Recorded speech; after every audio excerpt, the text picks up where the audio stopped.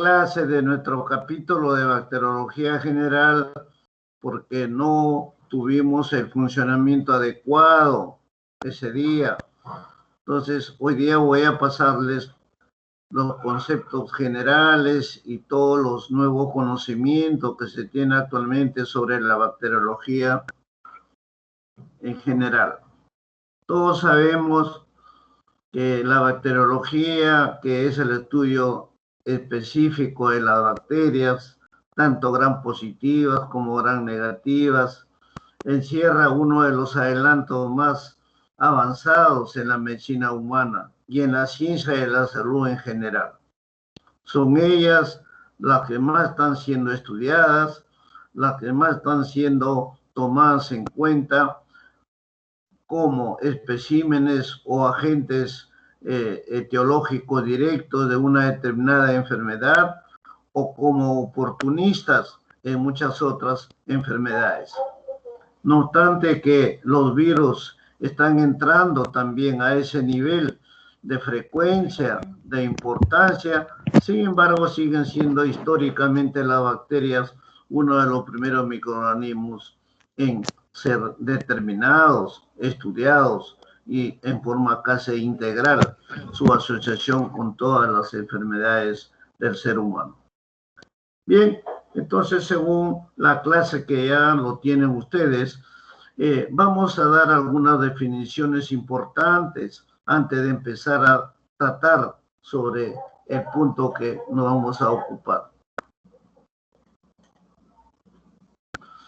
Ahí tenemos algunas definiciones que ustedes lo encuentran en todas las literaturas, en todas las publicaciones, textos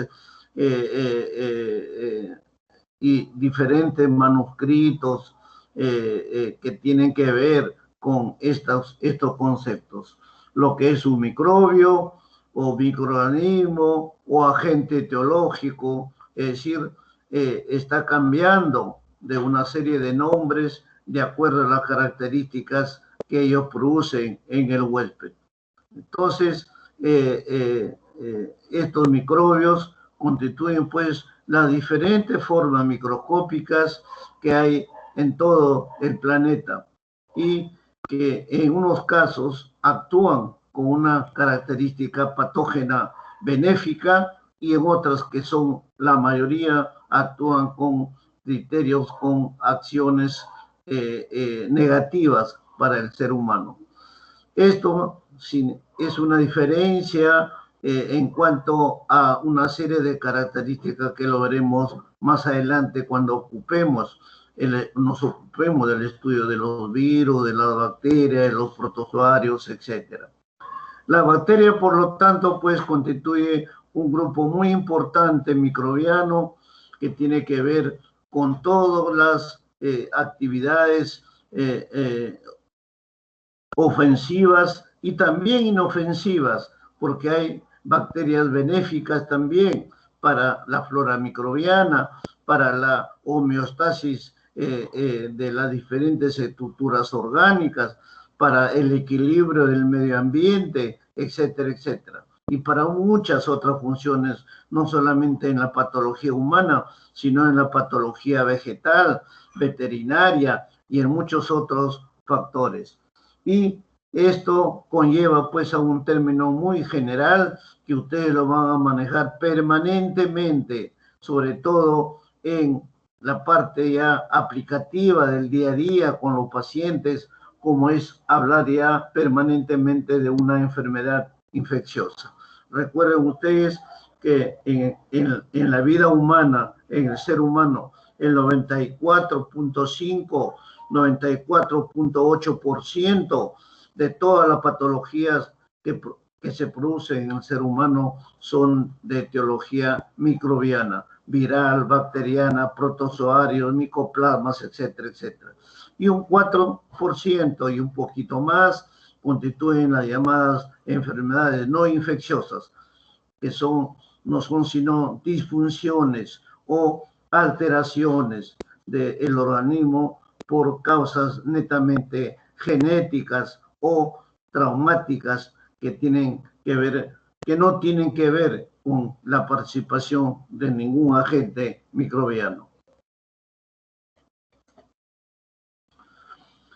Entonces, como introducción, 2 palabras para que ustedes comprendan las características y los acontecimientos desde el punto de vista científico que despierta hoy en día la microbiología, sobre todo este año 2020, desde el 2019-2020, donde estamos atravesando una de las pandemias más importantes y más duras de toda la humanidad, como es la presencia de este mutante, de este nuevo virus que es el coronavirus. Entonces, ello nos lleva a ver cómo la microbiología pues se ocupa de estas características a través del ojo humano, ayudado por una serie de nuevos equipos, nuevas tecnologías, nuevas posibilidades de hacer el diagnóstico en forma mucho más precisa y mucho más notable en cuanto a sus alcances, que nos pueda permitir descubrir finalmente la causa etiológica de estos agentes.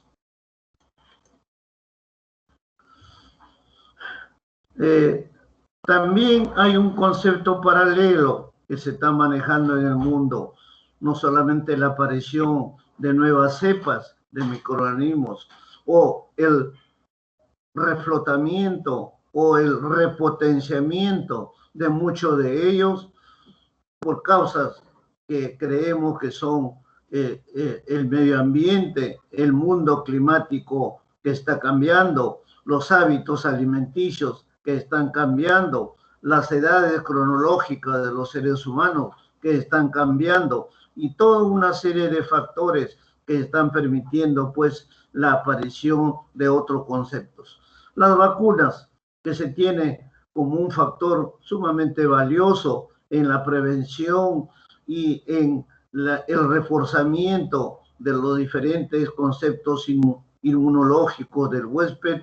Sin embargo, todavía están por allí algunos conceptos que producen equivocaciones en la interpretación, que no faltan estas voces altisonantes que provocan confusión, provocan temor, provocan miedo en la utilización de estas vacunas. Sin embargo, ustedes ya han observado, han escuchado, han visto cómo ya un país muy lejano ya está en nuestro país tratando de hacer las aplicaciones clínicas de una nueva vacuna contra un nuevo virus que estamos padeciendo en el país y en todo el mundo. Entonces, las vacunas en general pueden pues significar de repente algún temor por algunas reacciones que hasta ahora son leves, son secundarias, son colaterales, que no significan poner en peligro la vida de un ser humano, especialmente de los niños o de los ancianos, que son los que reciben generalmente este tipo de protección. Entonces, estos conceptos ustedes tienen que ir transmitiéndolo, tienen que ir educando a la población de que estos procedimientos no llegan como producto del azar, sino como todo un trabajo profundo de los científicos, de los médicos, de los biólogos, de los estudiosos de todo el mundo, que son los que están permanentemente preocupándose por superar estos problemas.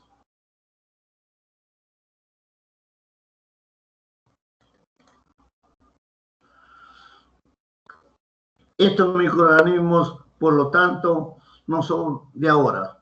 Según la historia, la evolución microbiana, desde antes de Pasteur, desde antes de los diferentes científicos que han pasado, empezando por Leeuwenhoek, el padre y creador de la obra microscópica que hasta ahora nos está llevando a la observación ultramicroscópica, a través de sus lunas que él comenzó a trabajar.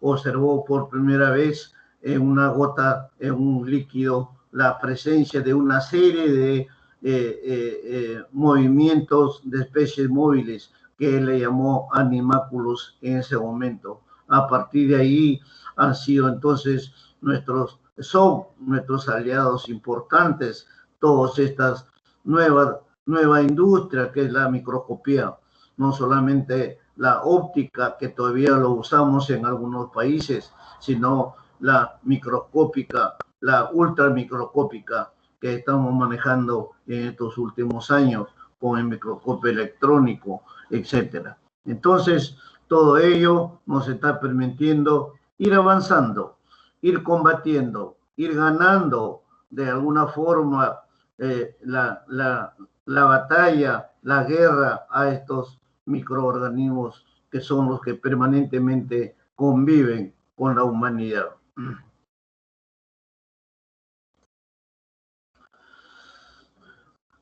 Sin embargo, también conjuntamente con estos conceptos se está avanzando en el tratamiento, en buscar el elemento que pueda destruir, que pueda detener, de ahí los términos que ustedes van a manejar permanentemente, como son bacteriostático o bactericida o lítico en algunos casos, que no son sino sustancias antimicrobianas que son los que van a hacer posible el ataque, la desaparición o la atenuación de estos microorganismos. Entonces, sin embargo, todavía sigue siendo en muchos países del mundo, incluido el nuestro, de que se está dando lugar a veces a una sincronización, una desconcentración, una no adecuada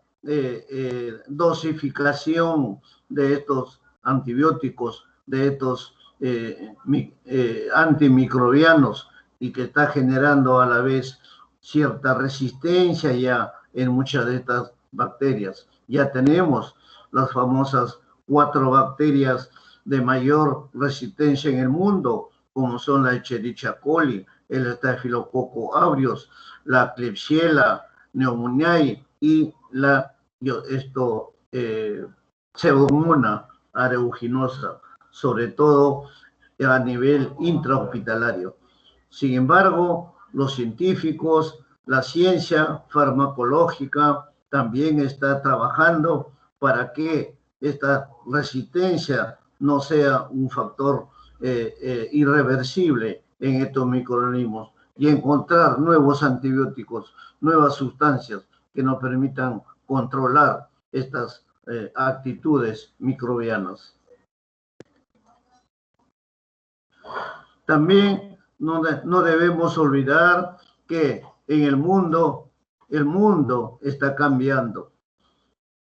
Ya hace algunos años se habla de una nueva globalización, un nuevo orden ecológico en el mundo, en todos los países, especialmente en los países tropicales, subtropicales, como el nuestro, donde ya se están dando algunas infecciones supuestamente superadas que están reemergiendo nuevamente. Lo tenemos aquí en Perú en muchas de ellas, la malaria, la tuberculosis, el dengue, etcétera. Entonces, el mismo sarampión y muchas otras enfermedades que están haciendo nuevamente retomar los principios básicos desde el punto de vista epidemiológico, desde el punto de vista del diagnóstico y del tratamiento en general.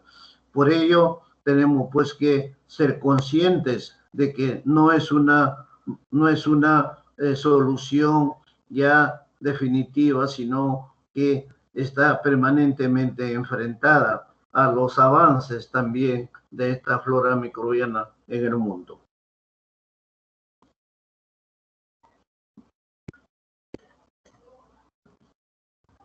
También es, por lo tanto, muy importante que nuestra población, nuestra sociedad, tenga pues los conocimientos básicos fundamentales sobre esta flora microbiana.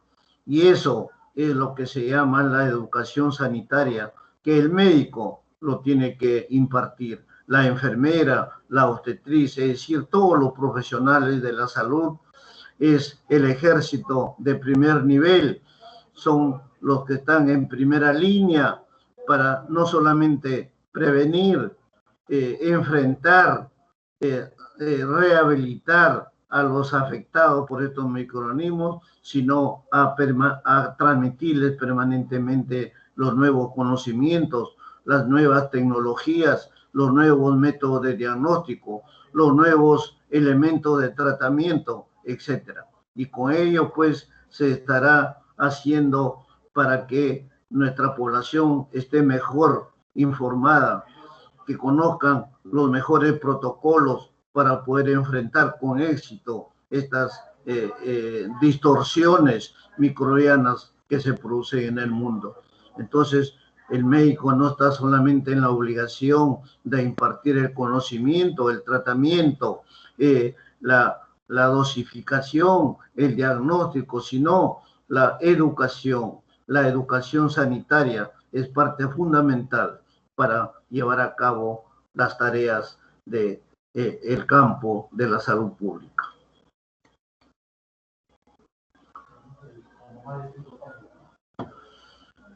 ¿Qué son los microbios? Ya en una sola palabra, son nuestros compañeros de viaje permanente. ¿Dónde vamos? ¿Dónde estamos? En los diferentes medios donde nos encontramos, ellos están ahí con nosotros. Es una convivencia humana microbiana que se da en todo el mundo, en todo nuestro planeta. Hace muchos años atrás se pensaba pues que los humanos éramos los dueños de todo el sistema planetario, lo que hoy día se ha demostrado que no es. Inclusive muchos de estos microorganismos tienen más capacidad de poder difundirse, de poder convivir en forma mucho más homogénea y más rápida que el ser humano. Entonces, lo que tenemos que pensar siempre es que ya el mundo no está poblado solamente por el ser humano. Si bien es cierto, Darwin ya lo mencionó en la teoría de las especies, que no fue el hombre, sino otras formas de especies, también hoy en día debemos aplicar estos conceptos a que permanentemente el mundo está poblado por el ser humano y otros seres de menor tamaño, de mejor observancia, como son los microorganismos. Es decir, somos una estructura casi homogénea, ser humano, microorganismo, y que a partir de ahí se tendrá que dar estudiadas mutuamente y ser definidas finalmente como los probables agentes microbianos de una serie de patologías que afectan al ser humano.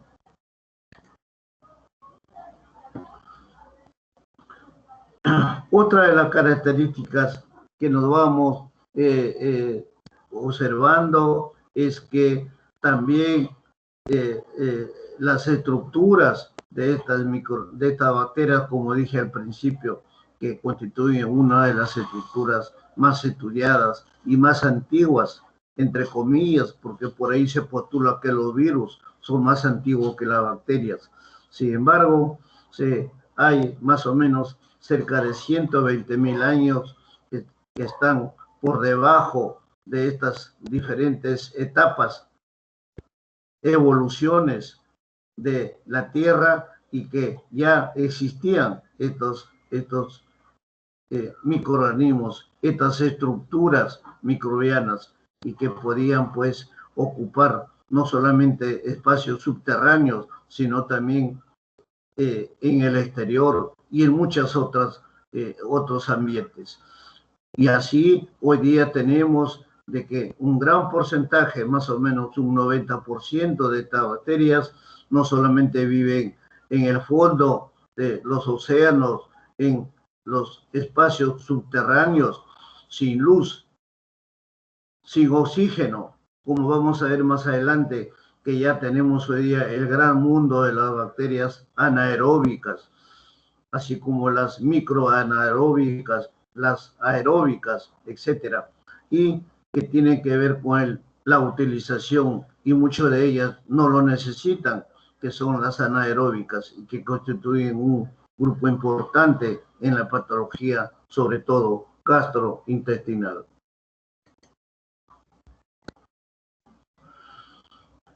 Por lo tanto, hemos visto pues diferentes estructuras, diferentes capas de estas bacterias en la atmósfera en general, en todas las estaciones, en todos los espacios, no solamente en las determinadas temperaturas, sino que los microorganismos se adaptan mucho más a ciertas temperaturas, algunas en verano, algunas en invierno, algunas en otoño, otras en primavera, es decir, en las diferentes estaciones, en los diferentes ambientes, en las diferentes estructuras que forman la Tierra con sus diferentes formas y características de vida. Ellos están allí haciendo un nicho ecológico propio de ellas.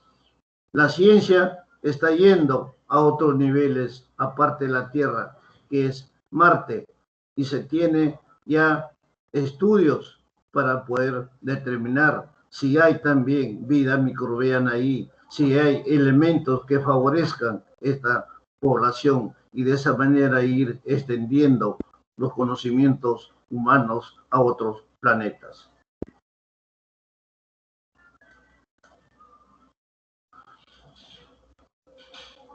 Hablarles de la historia de la medicina. Ustedes ya lo han llevado, ya han tocado estos temas en el curso de historia de la medicina, donde nos han informado, hemos leído, hay mucha documentación de este mundo maravilloso que es la evolución, la historia de la medicina en el mundo. Pero gracias a que la presencia de estos microorganismos que han permitido desarrollar los conocimientos y con ello buscar las diferentes causas o etiologías que afectan negativamente a los seres humanos. Por lo tanto, no solamente hay que tomar como base los conocimientos o recientes que ocurren en el mundo gracias a la ciencia, sino todos los antecedentes históricos que nos permitan hacer una regla, hacer un camino de toda la evolución microbiana y su relación con el ser humano.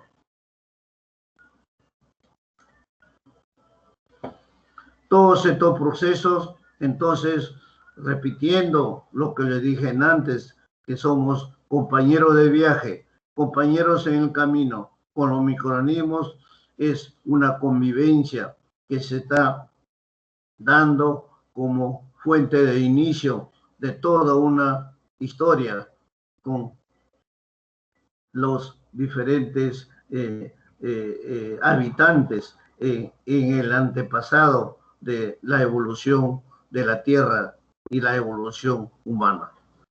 Todo ello ha llevado pues a determinar finalmente que la Tierra en cualquier estructura, en cualquier clima, en cualquier compartimento, va a estar siempre con una ecología microbiana presente. Los nichos microbianos van a estar presentes. Y por lo tanto, estos microbios, estos microorganismos, estos agentes microbianos van a estar allí esperando su oportunidad, esperando sus características favorables para poder evolucionar y llevar a cabo sus efectos nocivos, no solamente al ser humano, sino también a los animales no humanos, vegetales, etcétera.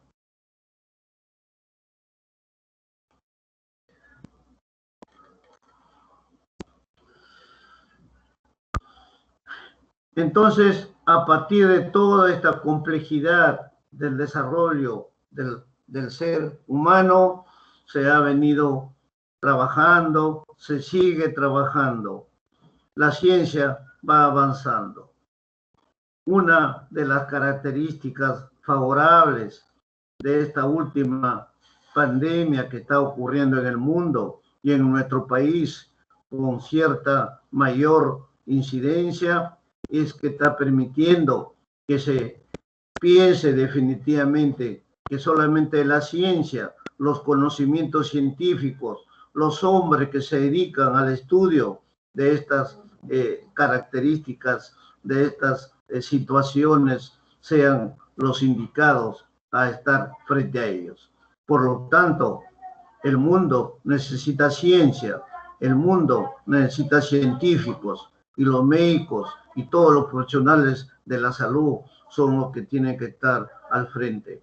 No necesitamos políticos, menos politiqueros, no necesitamos gente que opine negativamente o gente que dé conceptos equivocados y engañe a la gente. Necesitamos gente científica, necesitamos ciencia por encima de todo. Solamente la ciencia será capaz, la ciencia y los científicos serán capaces de poder enfrentarse con las verdaderas herramientas, con los verdaderos conocimientos sólidos y bien formados para enfrentarse a estas nuevas características que afectan y perjudican al desarrollo de la vida humana.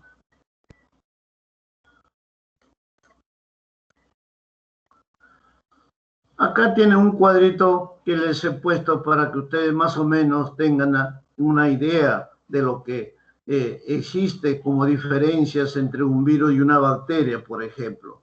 Más adelante haremos otros cuadros para diferenciar una bacteria, un virus, de un hongo, de un protozoario, de un micoplasma, etc.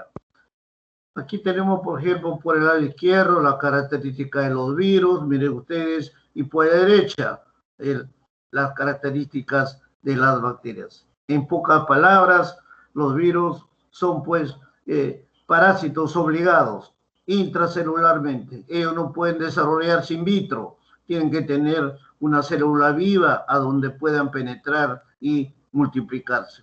En cambio, las bacterias pueden sobrevivir en forma aislada y con la presencia de elementos básicos nutricionales. Todos los virus son generalmente agresivos. No hay virus hasta ahora conocidos que sean favorables, como lo existe en las bacterias, que sí son beneficiosas. Dentro de la flora microbiana tenemos una flora microbiana beneficiosa intestinalmente, a nivel de todas las diferentes estructuras. Hay microorganismos que su presencia beneficia para la homeostasis, para la estabilidad del ser humano. Estos virus son muy pequeños, su tamaño oscila entre 25 a 40 nanómetros y algunos mucho menor, y que pueden llegar máximo hasta 250 nanómetros. En cambio, las bacterias, como vamos a ver, son pequeñas, pero más o menos alcanzan la diferencia de 1000 nanómetros como promedio. Finalmente, los virus son resistentes a los antibióticos. No tienen ningún efecto cuando ustedes traten o una infección viral con un antibiótico. No va a haber ningún efecto, al contrario, puede haber efectos nocivos. Pueden ser hepatotóxicos, nefrotóxicos, etc. Y tampoco pueden cultivarse in vitro.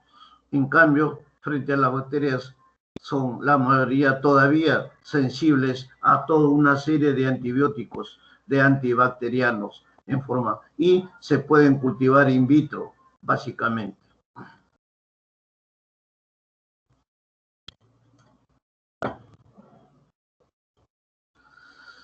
La clasificación, las estructuras y la forma de replicación de las bacterias ya son conocimientos, son procedimientos que se van dando en el transcurso del tiempo.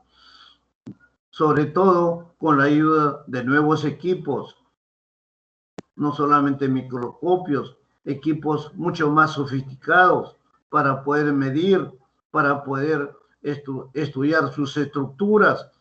Por ejemplo, las vías sondas especiales, vías DNA, RNA y todo un conjunto de nuevos elementos que permiten el estudio y con ello ir clasificándolas, ir separándolas en grupos específicos.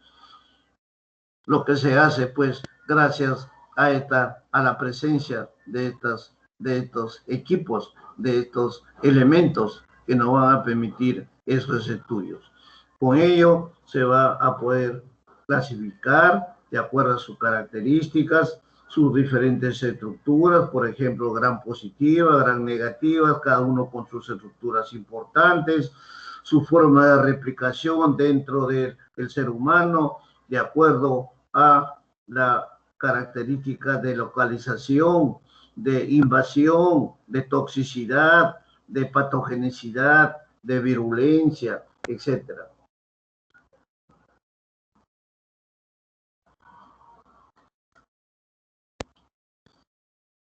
La clasificación bacteriana, no obstante, que tiene muchísimo tiempo ya en estudio, sin embargo, todavía hay muchas bacterias que están sin ser ubicadas en su verdadero lugar como parte de esa clasificación. ¿Por qué los aspectos tanto macroscópicos como microscópicos van modificándose, van creciendo y de esa manera aparecen nuevas propiedades, no solamente en su metabolismo, en su capacidad antigénica, en su capacidad patogénica, en su capacidad virulenta, en su capacidad de invasividad, de toxicidad, y todo ello hace pues que los diferentes genotipos y biotipos de las bacterias vaya todavía variando en muchas cosas.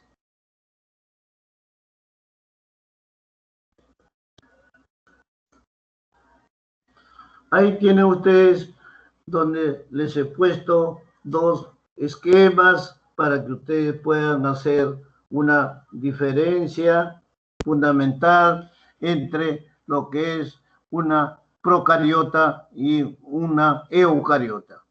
El género protista, el grupo protista está clasificado en procariotas y en eucariotas. Con los procariotas tenemos las características a nivel de sus diferentes estructuras, como son pared celular, la presencia de peptidoglucano, los cromosomas, sus formas, su citoplasma, la presencia de plásmidos, las características de su membrana, donde va a ocurrir prácticamente los factores fisiopatológicos o la fisiología bacteriana.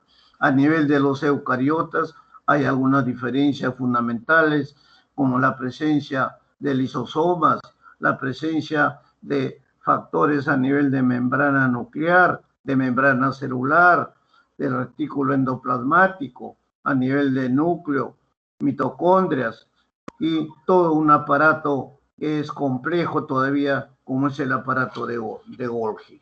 Es decir, allí tienen ustedes dos estructuras fundamentales que les pueda permitir hacer las diferencias en cuanto a estructura, fisiología bacteriana, genética bacteriana, modificaciones, multiplicaciones de las bacterias.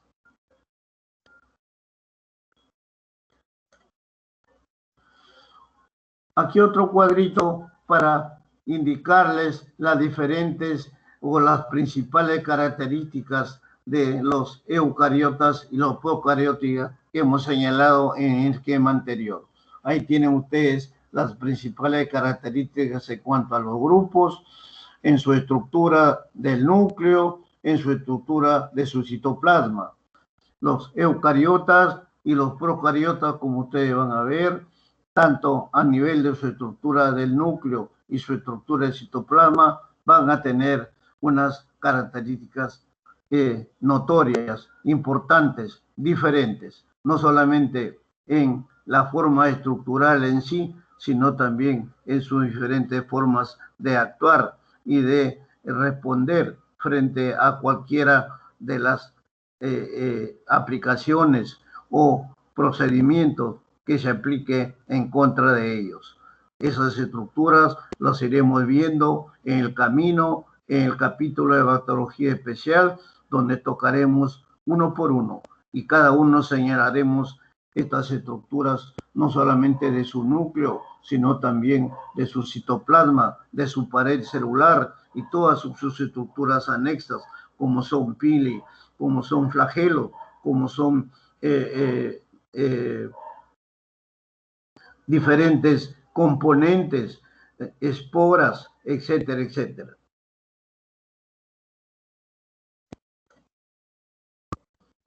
Ahí tienen ustedes la estructura bacteriana a nivel citoplasmático, donde se ve perfectamente, por un lado la gran positiva, por el lado izquierdo y por el lado derecho la gran negativa, para que ustedes hagan bien diferente, bien específico las estructuras tanto de su DNA como su RNA. Recuerde, incluyendo el RNA mensajero, que es el elemento fundamental, que es el que inicia la memoria, inicia todas las nuevas características de la nueva bacteria a partir de una célula madre.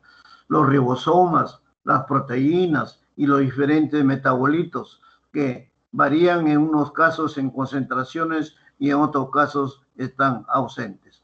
Una de las características fundamentales de las bacterias es que presentan en su genoma sus dos estructuras concatenadas, que son el ácido desoxirribonucleico y el ácido ribonucleico, lo que no lo van a ver ustedes en los virus.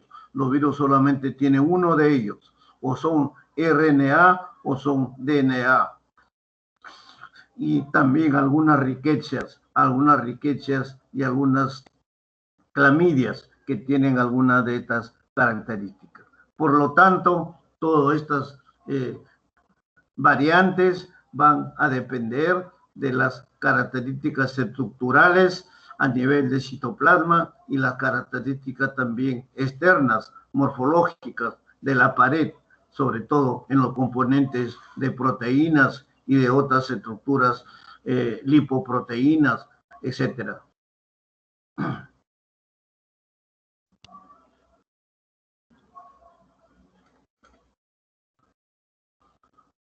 Allí les he puesto un cuadrito para que ustedes vean las formas como van tomando las bacterias. Es una de las características, tanto las gram positivas como las gram negativas toman diferentes disposiciones, lo que se llama las diferentes simetrías helicoidales, alargadas, circulares, poliédricas, etcétera.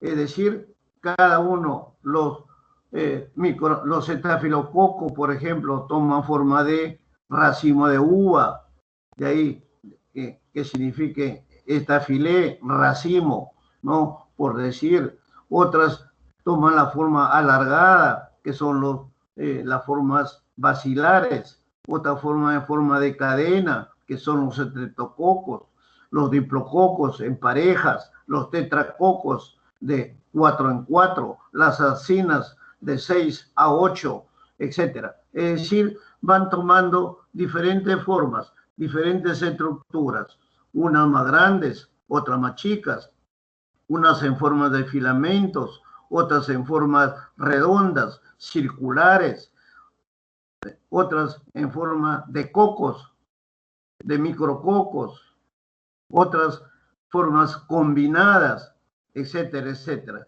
Así como algunas utilizan o no utilizan oxígeno y se clasifican en aeróbicas y anaeróbicas o microaerófilas cuando son intermediarias.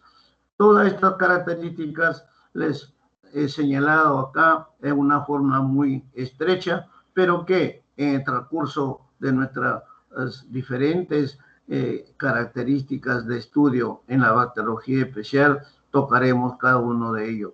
Bueno, hablemos de estafilococos, de estreptococos, de neumococos, de meningococos, de gram positivas, gram negativas, aeróbicas, anaeróbicas, microaerófilas, etcétera, etcétera. Iremos recalcando, iremos haciéndole llegar a ustedes todos estos conocimientos. Entonces, el mundo de la bacteriología sigue avanzando, no obstante que se ha desarrollado en un gran nivel y en una gran posibilidad de aclaración y de participación en la patología humana. Todavía hay muchísimas cosas por señalar y por determinar. Eso ha sido la clase, nuestra primera clase, que les pido disculpas porque no hubo el procedimiento tecnológico a la mano y que fue esa la razón. Con esto hemos terminado toda la parte de bacteriología general y a partir del lunes entraremos con la primera clase de bacteriología especial. Y hasta el día lunes también he hablado con la delegada para que tenga todo ya en sus mesas respectivas, sus informes no virtuales de sus prácticas, de sus seminarios, de los avances de su trabajo de investigación que les han señalado y que será entregado al final del curso. Con todo ello, estamos continuando nuestro trabajo el próximo lunes. Muchas gracias. Aló.